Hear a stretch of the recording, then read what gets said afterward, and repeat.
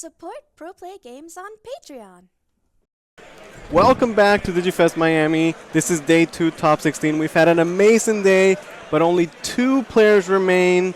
Max, how are you feeling? I'm so excited. This has been everything that we've done and everything that we've seen has led up to this moment. I'm super excited. 2 of the most talented players that we have after this weekend facing off, and it's going to be a good one. It is going to be a very, very good one. Yeah, so now we know everybody is going to get the Lilithmon, but in the finals, we're going to see who gets the fancy champion. First place Lilithmon. There's only one the entire weekend, you know? Absolutely. And I know you have yours. What do you think the chances are that these players are going to throw this Lilith into their own Lilith deck?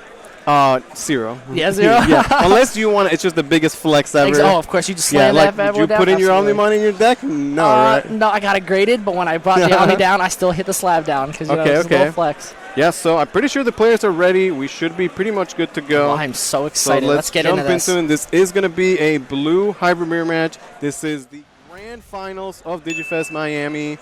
And this is going to be awesome because this is really where all of the skill is going to come into play. Both of these players know their decks inside and out, and because it's a mirror, they know their opponent's decks inside out. So it's really just going to come down to who's the better player. Okay, so we're going to have Jackson start with the Siakumon. Okay. Okay, and Sora Joe, such a strong opener. It's a phenomenal. You honestly couldn't ask for a better opener. Literally, having access to Sora Joe's early can really just swing momentum so drastically. Especially when they start stacking on top of each other. Oh, yeah. It can get out of hand very quickly. And I wonder if David's going to match him right back. Going to go with the Madoki Betamon. Interesting. And a Tommy. He's going to be passing up that extra memory. So Sora Joe getting immediate value right away. Oh, absolutely. And I highly doubt he'd evolve over in the Watermelon. I don't think so. Yeah, I'd have to imagine he'll probably allow his opponent to get to maybe 3 or 4 memory every turn, just so he has the ability to turn off any Hammer Sparks or Evolution reduction things. And the BT4 Stravi drawing 2 cards with the effect. Absolutely amazing stuff. Absolutely we see phenomenal. the Tommy common line as well. And that's something that Blue's done so well and just does so easily. Is just the ability to filter through their own deck, grab the pieces that they need, and do it so consistently and efficiently. Yep. So raise. This is an attempt. Oh, both of these players, knowing that this is for everything. I have to imagine so much on the line right now. Yeah, absolutely. The pressure they must be feeling. Yeah, exactly. Oh, I cannot imagine. Swinging into the Aqua Viper. The Aqua Viper. Interesting. Just a hand. That's what I was excited to see. I wanted to see if there was what's the tech, right? Yeah, exactly. All week we talk about every other deck, what are the tech against the blue matchup, but you have blue mirror matches. How did they prepare for it? Exactly, because they absolutely went in expecting I'm going to see a lot of Ice Wall instantly. But no Madoki. Oh, doesn't my activate, goodness. or it does activate, doesn't pass over the memery. So great sequencing of the attacks. He is attacking with the Madoki Betamon last. David going very aggressive he's going here. Super aggressive. And the fact the Madoki being gone, that was so perfectly timed too, because now Sword Joes are turned off as well, and he stuns his own opponent. Full wow, freeze. that was a phenomenal turn. Yeah, Jackson had a great start with the Sword Joe, but man, David had a game plan. He's swinging. Yeah, he's all weekend we've seen Blue Hybrid be very slow, very control style. David's coming out swinging. And he timed it perfectly. Of course, it's hindsight 2020. He didn't know that the Madoki was going to die, especially in this format with so many tamers and option cards. Yeah. But the fact that he was I know this one turn I will give my opponent a decent amount of memory with Sword Joe, but it's only one Sword Joe because of the one Madoki. But turning off that Ice Wall, you have to imagine that he's feeling so happy that he made that investment. Now, Jackson here does have a great answer. He can essentially answer the majority of the board. Korikaku can trade over 1. Now, they both have sources, so it's not super free. Yeah, you do have the Sword Joe available to get essentially the full. It's not a full clear, but it's you answer 1, you stun the other. Interesting. And although David went very aggressive, he wasn't able to set up a tamer. It's a Howlin instead. Yeah, absolutely. And I know that Jackson's very excited that he could get rid of that Tommy, because I'm sure he'd rather get rid of the clan, or he would like to get rid of the clan, but Tommy cannot go unchecked. Yeah, goes into a second Korikaku. Wonder if he's got maybe a Beowulf. Okay, he's going to set up another Tommy. Yeah. Doesn't mind giving over a bit of memory. David really doesn't have much to work with here. Oh, he's literally nothing. He can pretty much evolve up, but he can't attack. Right, does he have a tamer? Anything. If he doesn't have a tamer, it's such a tough position to be in. Absolutely, but if he doesn't have a tamer already, if I'm Jackson, I might feel a little bit nervous about swinging into security, because I'd have to imagine for sure. It's a bit there has risky. to be a few in there. Which is, what we've regularly seen is you control the board, you don't take unnecessary risks, Exactly. and then eventually you go for game later on. It does look like David does hard have dropping an the Ice Strabby. Gonna pick up at least one tamer here. The Mat. I actually do like the Mat's not that bad in this situation, just because you're gonna have to give him a decent amount of memory anyway with Sword Joe. So like 2 instead of 3 or 4, turning into like potentially like 6 isn't that bad. So Yeah, like, and the Mat, just being potentially an extra attack, extra memory that he might get, will go a long way. Absolutely. I think he would have preferred Soren Joe, but hey, man, if all you got is the 2-cost Mat, it's good enough. Very interesting. Choosing to opting to pop the memory boost. I'm interested to see how he finishes this play off. Maybe probably a Madoka. Nah, he has a Madoka and Raising, so I can't imagine. Ooh, the Ice Wall to choke to 1. Go to 3. Now, yeah, Soren Joe is gonna put Jackson to 3, but Ice Wall is gonna give him a tough turn. So this is gonna be fascinating because he can, of course, stun 1, bounce 1. So he's dodging lethal. Absolutely, Jackson should be okay at least for another turn. Yeah, if he had a Beowulf, that would actually be fantastic. He could spend the 3 because it won't be reduced, but he would be able to swing. Oh, Aqua Viper. Well, that's one way to deal with it. Phenomenal card. Yeah, the tech paying off, and this is game 1, right? So yeah, this main is game deck. 1. I would love to see like his side deck choices for this matchup in particular. Yeah, it's also great how you get the rookie back yourself, so you can recycle it. So maybe just not attack at all then. Exactly, because yeah, David still doesn't have a Sword Joe. There's no point in swinging to try and trigger David, one. Sword Joe. Enjoy being able to have. Oh yeah, just evolving up. Okay, now David, he still needs 3 swings that go through. He doesn't still have too much to work with. I think this is the most Ice Wall that I've seen all weekend. And it started like so early in the match that like both of them, we saw one checked in security for no value because of Madoki, and then obviously David being able to slam down. Both the Ice Walls gone now. Yeah, exactly. So we have a clean match. Yeah, exactly. David really... Those Aqua Vipers are putting in work though. Yeah, I feel like David not too happy with his hand, trying to find, plays. Doesn't have anything clean. David, fantastic player. He's done so well this weekend. Yeah, oh, absolutely. Thinking about what he might be able to do. If I'm David, if I was David, I was honestly thinking he'd go Beowulf, kind of be forced to swing into security, start stunning and bouncing things back, and then potentially hitting a tamer. But Aqua Viper, he literally just dealt with his board and didn't have to risk anything. That was such a fantastic answer.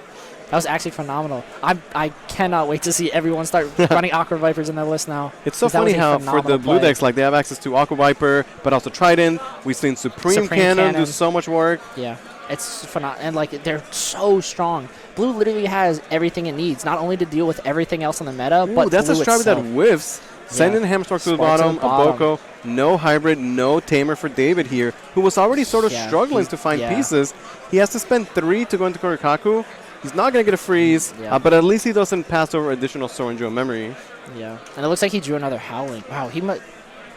I want to know his ratios to options and tamers, because it seems like whiffing on so many... they have to be in security. There has to be, like, ton in security. Yeah, but this really feels like that big turning point. Jackson, he was on the Ice Wall before, but now I feel like this is his turn. I want to see if he's going to, start swinging, putting on pressure, or what is the game plan? Beowulf is so powerful. Yeah, getting the reduced memory, Digivolution. I'd be very surprised that Madoki doesn't leave. Getting the Kumamon back as well, to ensure he has hybrids to work with in the future. To be able to just like recur them in like for one, and then you bounce. Beowulf is insane. Because it's almost as if Beowulf wants to do that as a cost. Now that's a Davis. Yeah, they're all of them. Oh, David definitely needed that, but the Davis is gonna whiff. Wow, that's a massive. Is that 2 Sword Joes and a spark to the bottom of the deck? Yeah, he had to confirm. He was like, "There's no." Oh my goodness! Ooh. Yikes! Holy. It's kind of funny how it works out because like David definitely needed the Davis, but that's not what you want to see from it. Not at all. So I think at this point, like Jackson hit the Davis, is like, okay, you know what? Let's start actually pushing. Wow, that's 3 sparks gone. Yeah, security was Davis into Hammerspark. That's pretty absurd. But honestly, Davis for no Jackson value, and like the Hammerspark there's fine too. Like it doesn't even pass turn. Yeah. If I'm Jackson, that is probably the happiest I think I'll ever be to see a Hammerspark in security. Yeah, because that's 3 down that your opponent can't utilize. And he already used the Ice Wall too. Exactly. Yeah. Oh yeah, David's just at a resource. Oh my goodness. Yeah, gonna take a Korikaku to pass turn. So sure, David now has memory to work with.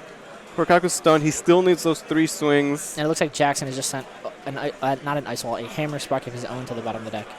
Yeah, plus, Jackson going in the aggressive, getting those swings, means that he's potentially able to win the game next turn, right? He's got 3 bodies on board. Yeah, exactly. Triple Tamer to work with as well. It is so crazy.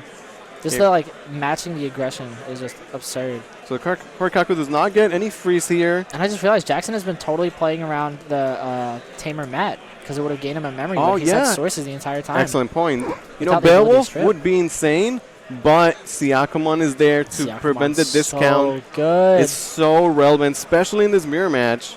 Like, if Jackson's paying 1 memory for his Beowulfs and David's paying 3, like, such a big difference. Oh, yeah, absolutely. Absolutely. Okay, he's going to swing over. Yeah. Yep. If you're in a situation like this, how do you deal with this? Because having 2 bodies and 3 tamers in itself is gross. You're already going to proc the Sword Joe, and like any hard play, you're basically just passing turn. Okay, just the Howlin at least try and stun the Beowulf. At least, yeah. You know, Sword Joe is going to give Jackson extra memory to work with. Maybe he won't be able to go for game this turn, but because the Korikaku is suspended, you know, he could try and maybe trade into it, or if he has another Beowulf, if he's swinging Clam, I'd have to imagine he's going. He's going for game? Yeah, I think so. And the fact he didn't proc Sword Joe is very important, too. Another Davis. David security. Oh, I thought he was going to whiff again. I was like, there's no way. Okay, that's a Korikaku. Yeah, all his So if he's got, like there. Hammer Spark and then just triple hybrid, that's it? That's the play for Jackson here? Yeah. Because, I mean, swing 1 at a time. You've seen 3 Hammer Sparks. And so and an Ice Wall, so you have to be feeling pretty confident right here. And like as David, you have to be like, if you have there's one in a Hammer hand, Spark. you have to be like. Okay, just 1 at a time. There's the Kumamon. Yeah, it's a Tommy. That's it. David's security was actually so absurdly strong, and yet Jackson played around it beautifully. All the damage and security didn't matter. The 1 spark did not phase him. Jackson off to a fantastic start. It's actually it was almost like too strong, almost, because it was so many tamers in security, he didn't have any access to any in his hand. And like you said, it actually kind of hurt him in a way, exactly. And like checking the Hammer Spark, it wasn't able to pass turn, and it was the 3rd one that we saw get like either sent to the bottom of the deck or trash, so he didn't get to fully utilize what his deck is supposed to be doing. Yeah, I wonder what is the thought process from David here coming into game 2, being down a game. We're going to see, what he opts to side. I think, you're coming into this tournament playing Blue Hybrid. You expect to fight a lot of the mirror match. A lot of it. You must have the decision done already. Like, you're coming into Blue Hybrid mirror. You're siding ABC, like, ready, right? Probably don't really have to think about it too much. I'm excited to see Jackson side that, because his main cards are just, like, awesome text in that itself. Aqua Viper was crazy good. Yeah, if they put in a lot of work.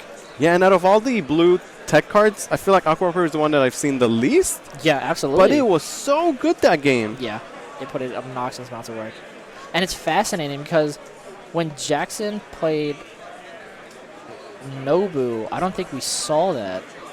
I don't think I saw like much Aqua Vipers because, I guess he honestly didn't need to because Nobu was a little. Yeah, it's one of those cards where like I guess you never play it unless it's going to be like in that perfect scenario like it was that previous game. Yeah, because it was begging for it. That board state was yelling for it. Yeah, so the players are getting ready. Jackson taking game 1. This is the grand finals, day 2, Digimon Fest Miami. I'm not gonna lie, this hasn't disappointed at all. For like a finals of a 512 man event, that was definitely a phenomenal start to finals. Yeah, the whole weekend has been absolutely insane. Absolutely. And this has been a great final so far. Blue Hybrid mirror match, a very skill-intensive match, and Jackson just off to a fantastic start. Absolutely. I'm interested to see, because it was definitely very unfortunate on David's end, because David's obviously one of the top players that is here today, so hopefully he has the ability to see tamers or hybrids a lot earlier. He was kind of struggling to find pieces in his hand. And I could be wrong in this, but I want to say that David, he either won the Pro Play big local that we had on Friday, or he got easily like definitely top 8. He was doing really well. I think Jackson must have been like pretty high up in that category as well. They both were performing incredibly on Friday. No surprise to see him doing really well here in day 2. Now, as David... Oh, wait, are these both PPG locals? No, they're not local to Miami, no. Okay, I was going to say... But they did show up to the... Yeah, they did show up to the big out-of-town local. I was going to say kind of little flex for Miami. Do you think David goes first or second? Because game 1, he took like a very aggressive start. And it looked maybe just based on what his hand was. I think if he saw more tamers, like, that playstyle like works out. Because it seemed like almost as we've seen in red decks do. He had like the early aggression, but no gas to continue. We already see the text coming in. Oh my goodness! You hate to see that right away. I also like this because I think David opted to go second, and against the blue hybrid, you expect that you're going to get 3 memory to work with, right? Yeah, exactly. At least 3 or 4. Sword Joe or any tamer. The Mimi only passes over 2. Sword Joe instantly though. Yeah, he does have. They are both starting strong. They are both saying, like, basically, you now have something, like, incredibly annoying that you have to play around. Yeah, great start to both players. They both, they had the rookie. Different tamer setup. The thing about the purple Mimi is, you can't Digivolve over it. But, obviously, it's going to put in so much work over the course of the game. Yikes! Whoa.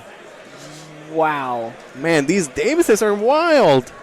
Yeah, Davis does not want to show up in this one. Wow. So Ice Wall gone. The Aqua Viper that we saw, pretty much win the game for Jackson. Yeah, also exactly. Because that momentum shift, like, David just could not recover from. Wow, that was setting up more tamers for David here. All right, let's see. He has a better. Yeah, okay. I get. One Hammer Spark. Only that's one, acceptable. As opposed to like the last few. Yeah, absolutely. Now he takes the Korikaku instead of the Kumamon. Trying to get his order. Yeah. I wonder which player will start swinging first. Who's going to take that first sign of aggression? Yeah. The board kind of just building slowly. Absolutely. Don't want to take those crazy risks. Exactly. That's what's most important. You cannot make any risks here. I like the Kumamon. Does he have a Sword Joe follow-up? Oh, okay. He's got a rookie. That's good. It's a good rookie, too. I wonder if he has any tamers. He might just maybe just keep setting up more and more tamers. Yeah, I was thinking, like, the Beowulf might be expensive. Okay, so it is Jackson with the first swing, and he survives. Nice. It's just a Strabby. And he does have the follow-up. All right, let's try again. Yeah, another Davis. All right, there's a Howling to the bottom. Okay, he's got to pick. Based on what he takes here, we can make an assumption on what he has in his hand. Yeah. So he probably already has a bunch of hybrids. I'd have to imagine not only just the hybrids, he probably also has a Beowulf in hand, so he's able to recur the Polar Bear. Yeah. Now, the Kumamon surviving is actually a pretty big deal. Like, David will probably have to answer it, or unless he just wants to take more free damage, right? But it's going to take some sort of commitment, right? Like Digivolving over it. Losing your Sword Joe. Korikaku can't just swing over it, but then you lost your Sword Joe, and then now you have a suspended Korikaku that could potentially be answered back as well. Absolutely. And that Mimi's making it so, like, Hammer Sparks aren't doing much. Yeah. Oh, it looks like... Oh, well, Beowulf's a pretty good answer. Phenomenal. Yeah, okay, I do like this. Because he had the Beowulf, I think this is the correct play for sure. Is he allowed to bounce? So Beowulf can bounce things with sources? He doesn't care. He doesn't care. Yeah, he doesn't care. Beowulf is that good. Now, he did hit into a Howling Memory. Yeah. Giving Jackson, more to work with in the future. Yikes. Oh, my. Again. Wow. Hammer Sparks just does not like David. Not today. Well, maybe not right now in the finals. Yeah, wow. That's another game with virtually no Hammer Spark at the same time, though, because he was facing the purple Mimi, maybe he wasn't maybe going to get much the worst thing in the world. But it also means that Jackson can now make the call and be like, hey, you're not going to have Hammer Sparks. I will play Hammer Spark and use my Mimi to get extra memory from it. Plus, I'm sure that was a deciding factor in him going for lethal last turn because, again, he saw 3 Hammer Sparks. Yes. He was like, I'm sure, yeah, exactly. So, like, I can swing away, and I'm sure he's got to be like, go as soon as David, if he does opt to use a Hammer Spark, like, go off and do that again. If I'm David, I almost, like, if I draw it, even if Mimi somehow, well, Mimi will always be there, but even if Mimi is for some reason suspended. There's the Hammer Spark and the Mimi, like we were talking about. Like, in this situation, if I'm David, I might not even use my Hammer Spark just so, like, my opponent thinks there's a chance that there's one in security. Oh, yeah, so Madoki's still on board. Wow, this paying 3 for the Beowulf, but honestly, because he had the Spark and the Mimi, essentially mitigates that extra cost. Yeah, this is... That was a phenomenal play around. Absolutely. Gonna take back to Korikaku. Ooh, he got his own. A little too late, though. Okay, that would have been phenomenal, like, yeah, instantly. Might have slowed down Jackson a bit. Yeah, because he couldn't have Beowulf and, like, retained turn. Yeah, now David, he doesn't have the Sword Joe. That's a phenomenal Jackson doesn't have to play around that. This is, a phenomenal board set. I think outside of, like, the only thing that could probably make this better for Jackson is if he had a Sword Joe. Because, like, he has, like, almost every piece on board. Or maybe, like, an egg. And Jackson, he's had a great board state. He has Howling still set up, Davis to work with, and he won game 1. This is looking really good for Jackson. You have to be feeling good if you're Jackson. So how is David going to bounce back? Oh my God, with no Hammer Spark. I think I think he has an Ice Wall in hand. And I mean... Okay, gonna Howlin'. Oh, yeah, and like the Mimi suspended feels good. Yeah, and exactly. Mimi. You don't get the extra memory. I guess not trigger. I guess there's probably no point triggering your own Mimi since Davis. Okay. Great. Supreme Cannon. So he essentially neutralized the board, bouncing back both the rookies and then freezing the Beowulf, ensuring that he won't take any extra damage unless it's going to come from the Tamers. Exactly. But Jackson only has one David. Blue. Yeah, so he won't overextend with it. Exactly. More than likely. And it was definitely a very good call for David not to trigger his own Mimi because now he can just offset his opponents. Yes. It's very tricky how that works, right? Yeah, exactly. But since we've seen David put his Hammer Shock to the bottom, it's really up to Jackson on how he wants to, use the... Yeah, absolutely. Oh, and the fact that, like, the memory boost, like, being triggered, not activating, of course, but, like, when they're already established on board and you can delay them for later, the fact that they don't proc the Mimis, incredible. Oh, yeah, of course, because it was already played. Yeah, exactly. It was just a second effect after. Let's see, what is Jackson thinking here? Going to be hard dropping Wikibidamon. And then Siako. You can bounce the rookies, but he can replay them. Yes, sir. Yeah, I like this play. He doesn't have to overextend anything too crazy. I think if he had another Tamer, he might have tried to just set up another Tamer instead. Yeah, but this is probably the next best thing, especially because there is no Sora-Jo for David. If I'm David, I might be kicking myself because he evolved over Sora-Jo this turn, didn't he? Or this game, didn't he? Yeah. But it's tough to make that decision, but sometimes you just have to. Yeah, absolutely. He probably just valued the consistent, like, put the 3 instead of, because obviously he must have so much respect for Jackson, as I'm sure Jackson has respect for David. Of course. He knows he has, like, the intelligence to play around cards. Yeah, like you that. could play around Sora-Jo, but Davis will always guarantee David 3 memory. Can't play around it. Always getting 3. Okay, and with facing both the floodgates, makes it so tough for David to get a good turn here. He's got Howlin', but it's not going to do much. Let's see David bringing his own Aqua Viper. I love it. Oh, it's the BT4 Kendo. I like it. Okay, so this does cost 3, but on swing you can return a rookie 3-up on his hand. Now, it does mean he has to swing, Madoka, which, David just really hasn't. Oh, a Tommy. Stravi. That's pretty good for Jackson. Yeah, I guess it doesn't matter because neither the Tamers are Tommies. So what is the turn for David? How does he pass here? Only has 3 security, facing down 3 attacks, and there's definitely going to be a hybrid in Jackson's hand. Yeah. He hasn't stunned the Beowulf or the Siakamon. I think David still has access to Ice Wall. Okay, he can get the extra memory because he bounced back to Madoki. Ooh, Davis. Wow, we have yet to see. There's another just time a rookie. We've seen a lot of the floodgates from Jackson. Does he have an Ice Wall, maybe? For David's sake, I'd hope so. Beowulf is swinging. Survives. I mean, everybody swung and survived.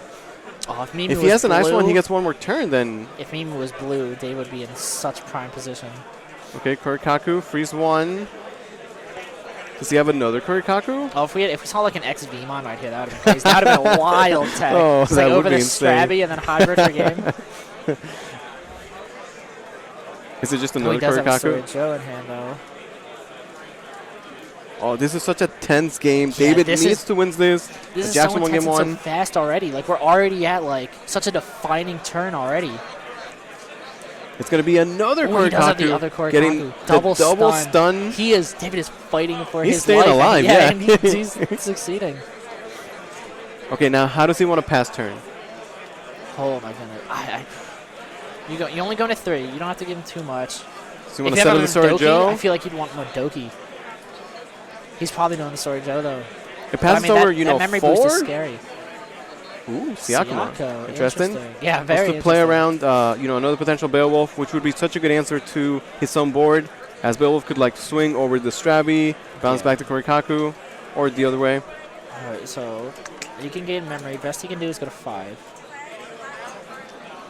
And what, you need 6 to present lethal? I don't think Jackson's going for game this turn. Yeah. So he's got to answer the board. He goes to 5. If he's, like I said, if he sparks, he can go lethal. Also, the Siako potentially saves David from a Sulong, which is why it's pretty solid as well. No, well, it stops the reduction from Beowulf, so you have to pay the full. Yeah, exactly. Yeah, it makes it very, very expensive. Well, he is going to start swinging. Where's the Tommy going to target? Interested to see. He's got to answer the board somehow. These are so wide boards. Yeah. Both players have like Tamer set up, a bunch of Digimon on the board, low security for both of them. I don't think that. Oh my god. I think he's going to try and dig for a spark. Okay, the Tommy's pretty good there. He can get the double freeze. 2 Digimon without sources for David. Jackson does have access to some type of blue option. I'd have to assume. Yeah, and they both have the Mimi, so it's going to essentially cancel out, which is kind of funny. Yeah. This seems a turn where like Jackson was not entirely sure, and like he's figuring it out as he goes. Not to say like, I mean, it's a tough position to be in, right? Sometimes you're like, as your opponent is playing their turn, you know exactly what you're going to do, how you're going to answer. Yeah. And sometimes you got to figure it out on the fly. Oh. No, he's got the Madoki Betamon. Oh, that's so gross. That's so gross. Spark. Oh, he has it. He has it. Tap the Mimi, and negates offset. it. Oh my god. Yeah, and does he have the hybrid? He does have the hybrid. Jackson is going to take it 2-0 over David, and Jackson is your DigiFest Miami champion. Holy moly. What an amazing game from 2 great blue hybrid players. But ultimately, it's Jackson that's going to walk away the champion. And what's crazy is he had Madoki in raising. Yeah. He literally, oh my goodness. Oh my goodness. If that Madoki's on board, that's so insane. Yeah, that game was a great display of the power of both the Madoki Betamon as well as the Syakumon. You know, slowing your opponent down, preventing those extra effects. That was phenomenal. That was a phenomenal, wow. That was a great match. Wow, oh my goodness. It was literally like theoretically he can do it if he gets the 6. Yeah, I was so sure that he wasn't going to go for a game that turn, but Jackson showed otherwise. He had just enough exact attacks, just enough memory too. And it's great, even with the ice wall. But the Madoki said, I don't care. Yeah, doesn't matter. Oh, he played that so. He went aggressive at the perfect turn, or at the perfect opportunity in both games. Like, he just went all out. Yeah, Jackson really played that entire series super well. And Jackson is your champion for DigiFest Miami. Excellent, and very clearly well-deserved. That was an absolute way to go out. Like, absolutely phenomenal way to go out. Like, yeah, absolutely incredible. I would not expect any less from finals for a 512-player event. Yeah, that was absolutely insane. We actually are going to be able to interview the winner in a second. So hang tight with us 1 second, chat. Absolutely crazy. We are going to make an announcement. Yeah. Wow, that was great. Oh, those hammer sparks, though. I don't think Davis likes Davis. Series. Players, after a grueling infinite rounds of playing Very and playing well some played. of the best players in the entire world, actually, and a full max capacity Digimon Cardfest Miami event, we have our champion with Blue Hybrid, Jackson Huang. Congratulations, my man. Legendary performance. If you guys weren't able to catch today's production put on by these 2 fantastic gentlemen, please make sure you catch it on Twitch, Pro Play Games Live, or on our YouTube channel, Pro Play Games. Thank you guys again for your attendance and your cooperation in today's event. Yeah, there's absolutely a ton of games that I know I'm definitely going to go back and watch. Tournament that was. Yeah. And again, congratulations to Jackson. Phenomenal. We're going to actually get him on here to do an interview. All right. So we just bring him over? Up to you, whatever you want. Yeah, you're good if you want to take it. I'll take it. All right. Here you go, my guy. All right. Hang tight 1 second, chat.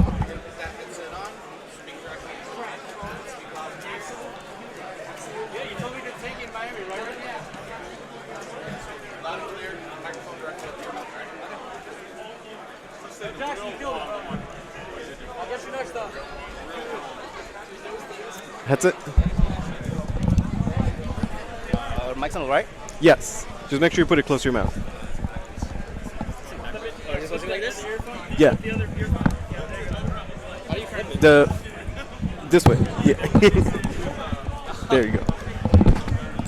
Hope that wasn't live. Okay, Mike, close to your mouth. So here we are with Jackson. First of all, congratulations, man. Excellent to see you. Congrats on your win. Thank you. Yeah, how are you feeling right now? I feel great. I came into this event. I didn't think I had a chance of winning, but I did good on Friday, so I was like, all right, maybe I had a good chance today, and I came talk through to me with about your Friday. How did that go? Friday, there was a 90-person local. Yep. I went 6-0, so I won that thing too. Let's go. I actually was going to play purple today, but I did well with blue that day. I was like, all right, I'm just going to take blue to DigiFest as well. What was your day 1 like? Day one was brutal. I lost very early, like round 3, and I was like, I have to win out here or I won't make it. So every round after that was really grueling and like very like nerve-wracking, but I came through with it, and I was able to go undefeated to make it to day 2. How many blue mirrors did you play in day 1? Day 1, I played 4 blue mirrors. That was my only loss, actually.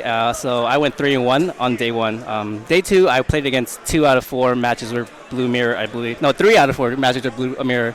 And yeah, I took them all today. So you say you're very comfortable in that matchup? Yeah, especially after Friday. I played 5 out of my 6 matches Friday were blue hybrid, and I was like, okay, I'm pretty comfortable with it now, so let's take it. What about your techs in the side deck or main deck to be able to deal with that matchup? Yeah, so I actually main decked all of my techs for the blue mirror because I thought that it would be very common. So that came in handy, like the Aqua Viper game 1, a lot of Tridents, and the Mimi side deck for game 2. So when I would side deck, I wouldn't need to change that many cards because I'm already maining most of them.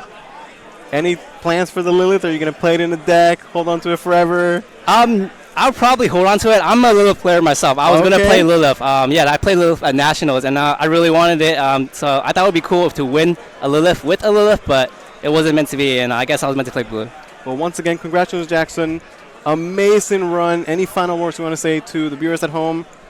Shout out to all the people who are watching me on Twitch chat, my girlfriend, my friends. Shout out to PPG for hosting this event. It was really well run, and everything was on time, and it was a great experience. All right, well, thanks for being here. And again, congratulations, everybody. Jackson, your DigiFest Miami champion with the blue hybrid. Thank you. Yeah, thanks for being here. We'll have Max joining us shortly, and then we can wrap it up. I hope you guys have enjoyed the broadcast. It was such an amazing event, really well run by Pro Play Games. 1 second. And here we are joined by George, the owner of Pro Play Games. Man, how you doing, George? That was crazy. That was an insane tournament, guys. That is the most epic Digimon tournament we've had the pleasure of hosting. This is like our I don't know, maybe 10th one that we've hosted. Yeah. First one officially, actually, under Bandai. So we appreciate, the whole community as a whole, I think, coming together and, giving the players what they wanted, which was a great event. Yeah, honestly. we appreciate you. Yeah. As a fan of Digimon, having an event of this caliber run this well, we really, really appreciate it. The whole community does for sure. It was great working with Bandai to put on, we helped craft the prize support and kind of like the layout for this, and I think it was really good in getting a lot of players and a lot of eyes on the game. Posts from this weekend have gone viral. Yeah. Over like 400 likes on the posts, from the attendance and the organization alone. Yeah, we had great viewership on Twitch the entire weekend. Great viewership on Twitch. We typically don't have a very good viewership on this channel because it's a newer channel compared to our other Twitch channels and social medias. So I think it's just the beginning for the game, and I think it's just great for the growth and longevity to have a team that really is passionate about the game. I'm passionate about Digimon. I love Digimon myself. Yeah, I know you also played in that. I wanted to play it in Texas. Yeah, They were sold out. Oh, I ended up playing Dragon Ball. I made top 16 in Dragon Ball. Good. So I was happy. You killed it in Texas. Yeah, I did. I was cheering you on. I'm like, I was playing through you. Yeah. Funny fact. Lewis was actually. Story, I missed my flight Friday morning, and then they put me on George's flight, and then on the way back, George missed his flight, and they put him on my flight. Funny how it works out. I was like, Lewis, if you don't make your flight to Texas, I want you to make it. Yeah, but like, can I take your Digimon today? Because I want to play Digimon. Yeah. No, but really, it was a great event. I love how we have the very competitive, 512 players, some of the best players in the world, and then now we have this day too, very casual, very fun, it's insane. Chill day as well. So many friends are being made, so many relationships are starting here. Like, the way that we've organized this has been like really, really, I think, great for the health of the game, and I think I can't wait to see more things like this. Honestly, we've gotten like so many players, vice versa, into Dragon Ball to Digimon, Digimon to Dragon Ball. It's just great because I think Bandai and the company really cares and respects their games, and I think they treat them really well, and we stand behind them full force. So it's great. This event, in my eyes, both Texas and Miami were huge successes, and I just hope that we get more of these in the future. Me too. Thank you, Lewis, again for commentating. This man has been in and out. Yadam, fantastic. Shout out to Max as well. All those commentators, without them, we wouldn't have been able to make it happen. obviously the viewers at home and the attendees here. I think it's just been an overall very successful weekend, and we continue. We have another one in Kentucky. We're going to Kentucky. We're having a unofficial $2,000 credit tournament, so that's going to be great too. We're going to be live streaming that as well, and really excited to see the storylines that kind of develop there as well too. We love pushing Digimon and Dragon Ball on an unofficial and official capacity. So I can't wait. I love tournament organizing. I love putting on a good time for everyone. So thank you again. Thank you guys so much for having me, and thank you guys at home for watching. I hope you guys enjoyed the show. It was a fantastic weekend, and again, congratulations to Jackson, the winner with the blue hybrid. Well, till next time, guys. Thank you so much for everything.